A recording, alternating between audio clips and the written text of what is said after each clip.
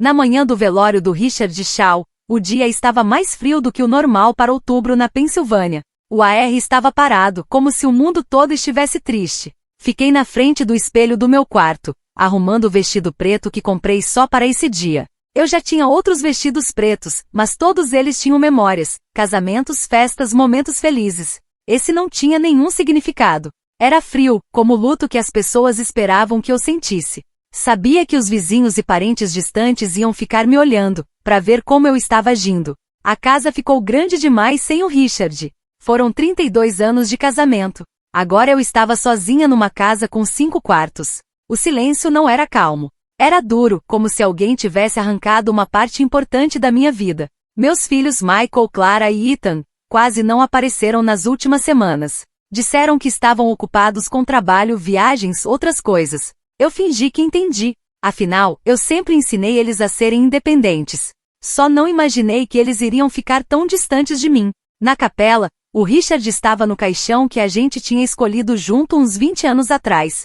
Foi numa daquelas conversas sérias que a gente tem quando começa a falar sobre morte. Ele parecia em paz. Até parecia mais novo, como se a doença tivesse saído do rosto dele. Sentei na primeira fila, olhei pro relógio, faltavam 10 minutos pro começo, e meus filhos ainda não tinham chegado. A capela estava cheia de vizinhos, amigos, ex-colegas dele. Mas as pessoas que mais importavam ainda não estavam lá. Aí eu ouvi o som dos saltos da Clara. Logo os 3 chegando. Michael usava um terno caro. Clara estava com saltos de marca e um casaco chique. Ethan, com a barba bem feita, usava o relógio que o pai deu para ele quando ele se formou na faculdade. Eles entraram como se estivessem numa reunião de negócios. Michael me deu um beijo na bochecha. O perfume dele era forte.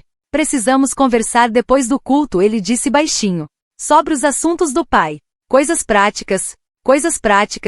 Como se a morte fosse só isso. Assenti com a cabeça e peguei a mão dele. Tentei acreditar que era só a tristeza que estava me fazendo sentir assim. Tentei acreditar que eles só queriam ajudar. O culto foi cheio de hinos, palavras vazias e um pastor que mal conhecia o Richard, falando frases que poderiam servir para qualquer um. Eu fiquei esperando que um dos meus filhos fosse falar alguma coisa verdadeira, uma lembrança, uma história sobre o pai deles. Mas não.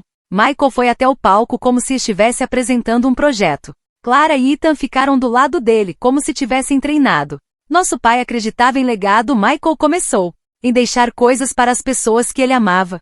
Senti um pouco de orgulho. Talvez eles fossem dizer algo bonito. Clara continuou. Ele sempre disse que tudo que construiu, empresas, investimentos, casas, deveria ficar na família, nas mãos de quem entende a visão dele. E aí Ethan disse a frase que partiu algo dentro de mim. Ele deixou tudo para nós. Nossa mãe vai ser bem cuidada. Aquelas palavras ficaram no ar como fumaça, claras, pesadas, impossíveis de ignorar. De longe, eu já sentia que o clima da sala tinha mudado. Algumas pessoas olhavam para mim, outras viravam o rosto. A mensagem era clara, eu não era mais o centro de nada. Agora eu era um problema para eles resolverem, pagarem e esquecerem. Mas o que meus filhos não sabiam, e ninguém naquele lugar sabia, é que eu e Richard tínhamos planejado tudo. Cada detalhe, cada centavo, cada possibilidade. A gente começou a organizar tudo quase um ano antes dele descobrir o câncer. Richard sempre disse que quando alguém morre muitas famílias se destroem. Ele viu isso acontecer com outros. Não queria isso pra gente. Ou talvez ele já sentisse que nossos filhos estavam se afastando aos poucos. Enquanto eles diziam que estavam ocupados demais para visitar, eu e Richard passamos meses em reuniões. Falamos com advogados, revisamos documentos, montamos fundos, pensamos em planos B. E revisamos tudo 2 vezes. Não era só sobre dinheiro. Era uma lição. Uma semana depois do funeral, eu estava no escritório do advogado, sentada em frente ao James Whitman, o mesmo advogado que nos acompanhava há mais de 10 anos. Ele organizava a pasta grossa com o testamento final do Richard, enquanto eu pensava na pasta que encontrei no nosso armário. Estava escrito com a letra dele, Segurança de Meredith. Lá dentro tinha cópia de tudo, documentos, decisões, planos. Não era para controlar, era para me proteger. Quando James foi chamar meus filhos na sala de espera, eu vi na cara deles a certeza de que herdariam tudo. Eles estavam errados. E logo iam descobrir. A sala de reunião era grande demais para 4 pessoas. Uma mesa enorme de madeira no meio, cadeiras de couro em volta, e janelas gigantes que mostravam o rio cinza lá fora. Eu sentei na cabeceira, no lugar onde Richard se sentaria. James entrou com uma expressão séria. Ele deu os pêsames rápido, abriu a pasta, colocou os óculos e disse: "Antes de começar, saibam que este documento representa os desejos finais do Richard, tudo feito de acordo com a lei do Estado." Michael fez que sim com a cabeça, todo confiante. Clary abriu a caneta, já com um bloco de notas cheio de tópicos. Ethan ficou quieto, só se mexeu na cadeira. James começou a ler. Como era esperado, o testamento começava falando dos bens: a casa, a empresa, os carros, as contas, os imóveis. Tudo seria dividido entre os 3 filhos, Michael, Clary e Ethan. Eles poderiam administrar como quisessem. Michael sorriu. Clary fez um sinal no bloco dela. Mas então James continuou: "No entanto, existem condições importantes para receber essa herança." A sala ficou em silêncio. Ninguém falou nada.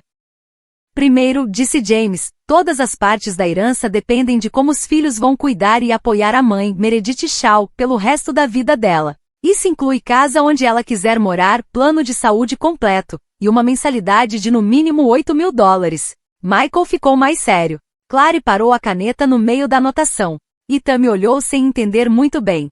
James continuou: "Segundo, se algum deles tentar colocar a senhora Shaw numa casa de repouso contra a vontade dela, ou não cumprir essas responsabilidades, perde a parte da herança. Essa parte vai ser doada para uma lista de instituições de caridade escolhidas pelo Richard." Clary até abriu a boca para falar alguma coisa, mas logo fechou. Ele era formado em direito, mas dava para ver que tinha dificuldade de acreditar no que ouvia.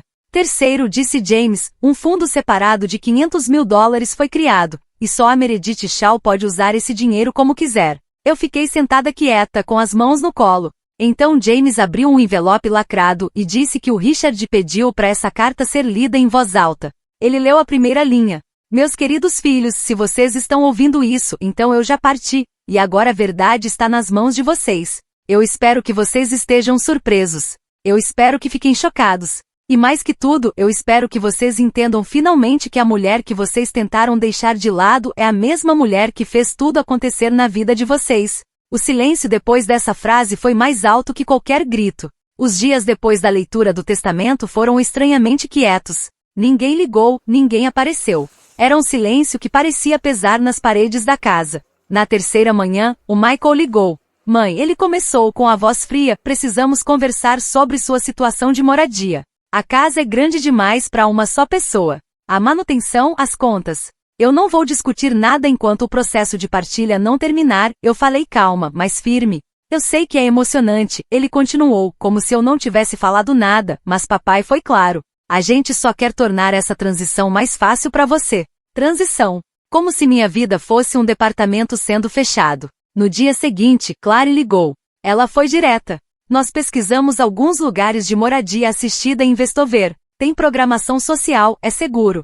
Eu tenho 58 anos, Clary." "Bom, não agora, claro", ela correu para dizer. "Mas papai queria que a gente se preparasse com antecedência. A independência é importante, mas a segurança também." Lá estava de novo essa palavra, segurança. Uma palavra que eles falavam com educação, mas que para mim soava como uma coleira. A ligação do Ethan foi a última. A voz dele era mais suave, mais cuidadosa. "Mãe, eu sei que não é fácil, mas papai realmente queria o melhor para você. Ele conversou com a gente antes de piorar. Ele estava preocupado com você ficando sozinha." "E o que você disse para ele?" Perguntei. "Dissemos que íamos cuidar de você. Que você não inteligência artificial precisar se preocupar com nada. Cuidar de mim como se fosse uma tarefa. Como se eu fosse um gato de rua que eles decidiram alimentar, mas não queriam deixar entrar em casa." Uma semana passou. Eu passei os dias organizando o escritório do Richard, arrumando documentos, separando papéis. Eu sabia de cor cada conta, cada número,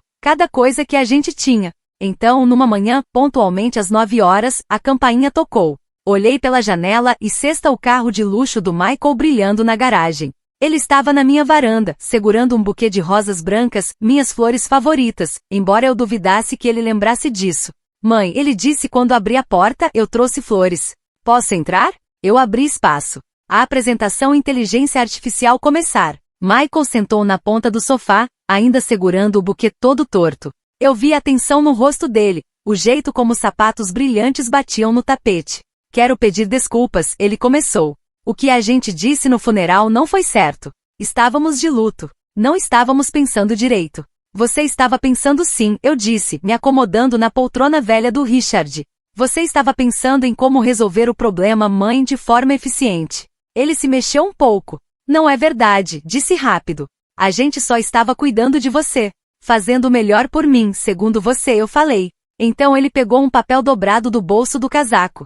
Fizemos um plano de turnos. Eu, Claire e Ethan vamos nos revezar com compras, visitas, compromissos, contas, manutenção da casa. Você nunca vai se sentir sozinha, Michael disse. Peguei o papel e li. Era exatamente o que eu já esperava. Parecia um plano de empresa aplicado à família. Tópicos, tarefas divididas, listas de afazeres. Nada de amor, nada de culpa. Era tudo gerenciamento. E a mensalidade de $8.000? Perguntei, ainda olhando o papel. Nós vamos configurar uma transferência automática, ele respondeu.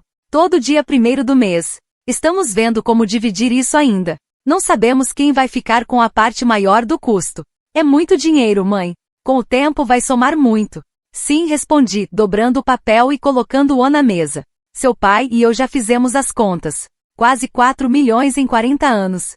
Você não acha que isso é exagerado? Ele não disse, mas eu senti na voz. Como se a pergunta fosse, você vale isso tudo? Você vai ver, falei calma. A justiça nem sempre é barata. Antes que ele respondesse, a porta da frente se abriu. Mãe? Clary chamou do corredor. O carro do Michael está aqui fora. Vocês dois estão aí? A delegação tinha chegado. Clary entrou primeiro, ainda de roupa de trabalho, pasta numa mão e um saco de papel na outra.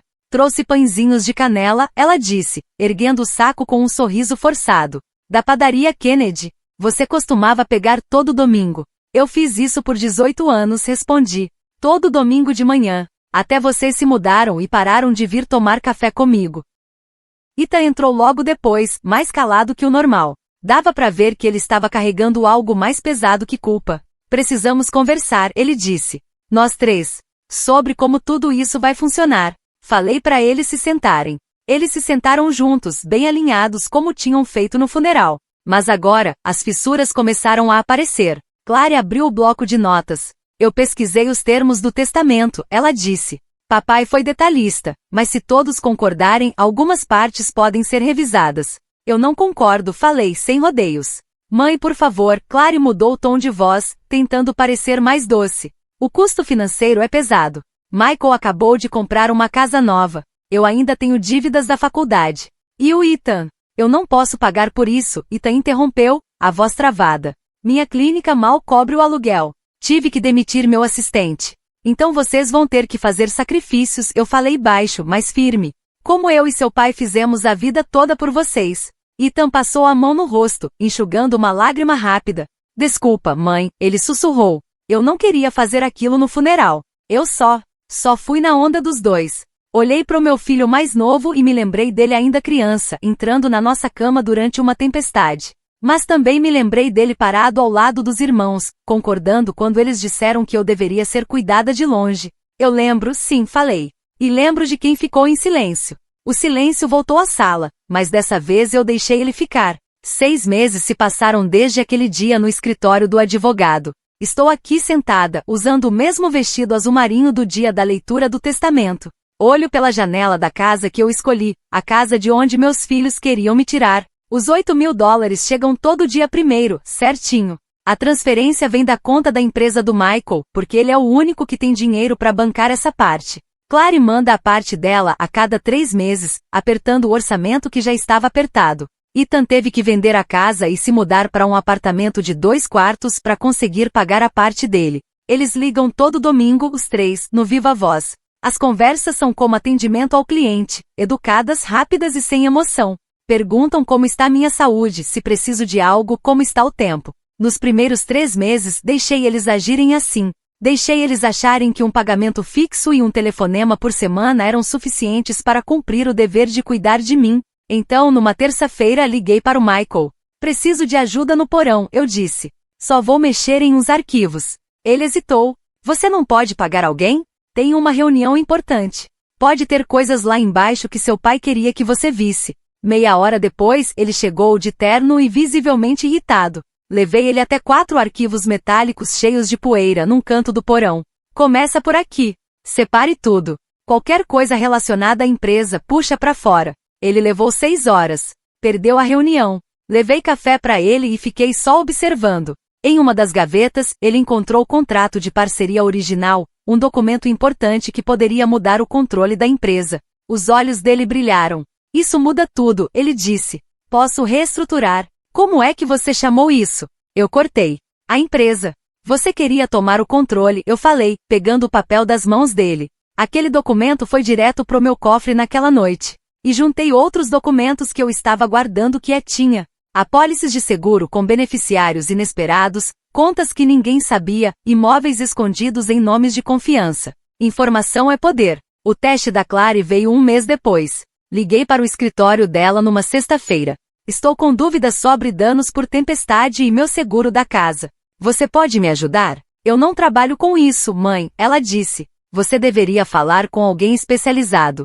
Eu prefiro resolver isso em família, a não ser que você queira estudar o assunto. Ela chegou à noite, pasta na mão, e sentou na minha cozinha. Passou horas me explicando detalhes do seguro, coberturas, documentos do Estado. Depois perguntou, qual é o problema exatamente? Ninguém. Eu só queria saber minhas opções. Ela ficou me olhando em silêncio, sem saber o que falar. Então abriu o notebook e começou a escrever um relatório. 47 páginas de análise jurídica completa das minhas apólices. Foi um lembrete, ela ainda é capaz de muita coisa quando realmente quer. O teste do Ethan foi o mais difícil. Liguei para ele no aniversário de 1 ano da morte do Richard. Disse que estava sozinha e perguntei se ele podia vir. Ele veio ainda com roupa do hospital, cheirando a antisséptico e com pelo de cachorro na camisa. Passamos a noite olhando fotos antigas, álbuns de aniversários, férias, natais. Num certo momento ele tocou numa foto dele criança. Eu lembro disso, ele disse. E lembro de tudo que você fez por nós.